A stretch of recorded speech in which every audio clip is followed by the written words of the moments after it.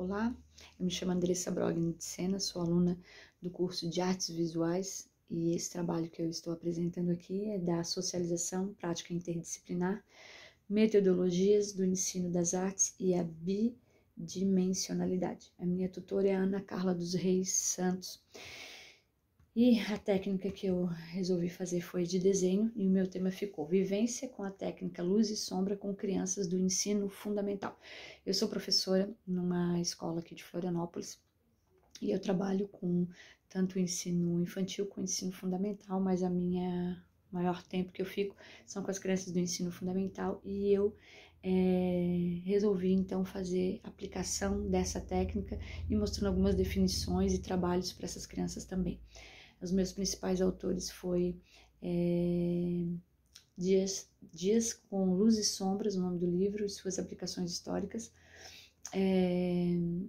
Furazi Ferraz, Arte na Educação Escolar. Israel Pedrosa, Da Cor à Cor Inexistente. E Tassinari, O Espaço Moderno. Bom, como que foi a experiência desse tema? Eu fiz mais ou menos em 3 aulas essa proposta, mostrando a definição de como a gente pode fazer o desenho a partir de luz e sombra. Então, para isso, na prática, eu levei um holofote, né, uma luz pequena assim, e apagamos as luzes e eu coloquei somente esse holofote e ali eles fizeram uma busca sobre alguns objetos dentro da sala de aula que pudesse projetar uma sombra e ali eles pudessem então desenhar o contorno dessa sombra, né? E aí então sair desenho através de lápis HB e a folha sulfite, né? Folhas A4, e ali eles conseguiam fazer. Então o interessante foi, primeiro, eles às vezes surpreender, achar que tá pegando um objeto fantástico, vai dar uma sombra, né, legal, uma sombra que define aquele material, e muitas vezes não, né, porque o que valia realmente era o contorno. Então eles foram descobrindo isso foi muito interessante. Aí depois que eles então entenderam que a sombra projetada no papel faria, eles então fizeram uma busca mais peculiar, vamos dizer assim, em cima desses materiais. O outro ponto foi eles entenderem que dependendo do ângulo em que era colocado o objeto ou o holofote ali, a sombra mudava, ela ficava mais estreita ou mais larga, enfim. Então esse também foi o segundo ponto bem interessante.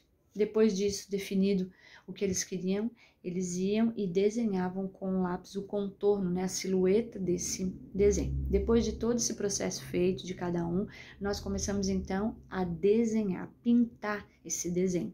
E aí mostrando também o que o lápis deitado, né, o grafite, ele consegue fazer quando você coloca mais força no lápis ou não, trabalhando os tons, né,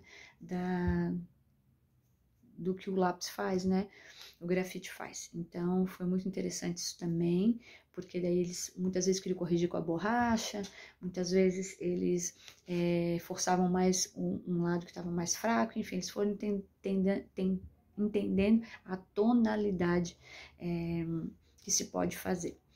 Depois desse processo todo, a gente explicou então a possibilidade de enriquecer essa pintura com esfumaço. Aí eu levei para eles pincel, para eles poderem fazer, ou até mesmo um guardanapo, e dei a possibilidade do dedo. Automaticamente todos eles preferiram a ponta dos dedos, e ali eles trabalharam com esfumaço. O trabalho foi incrível, a experiência também. Depois disso, a gente recortou todos eles e botamos como se fosse uma tira com todos os desenhos e levamos para o corredor da escola, porque ali eles trabalham com uma exposição toda sexta-feira, né? A gente expõe esses trabalhos e aí, na hora do recreio, as pessoas passam pelo corredor e podem ver esses trabalhos de arte, tanto do ensino fundamental quanto do infantil, e ali eles colocaram isso, junto com os desenhos eles colocaram o objeto, né, para poder ter essa identificação. Deixamos a luz acesa também desse holofote, e alguns explicavam, enfim, foi muito enriquecedor. Eu trouxe algumas definições para eles também, mostrei alguns trabalhos de alguns artistas na tela da sala de aula. Então, foram 3 aulas bem interessantes que a gente aplicou, né? Quando eles entenderam que eles também iam expor, aí o capricho foi maior, sempre assim. E foi muito enriquecedor ver o trabalho deles e para mim também. Perceber que muitos rapidamente entendem, outros têm um pouco mais de dificuldade, mas todos eles conseguiram concluir todas as etapas e com muito interesse, né? Não teve um que não tivesse tido interesse em aplicar a técnica. E eu percebi também que agora, quando a gente vai fazer outros trabalhos, eles preferem, às vezes, o lápis de escrever para pintar do que o próprio lápis de cor. Então, foi muito interessante esse meu trabalho e eu acredito que valeu muito para os alunos, quanto para mim.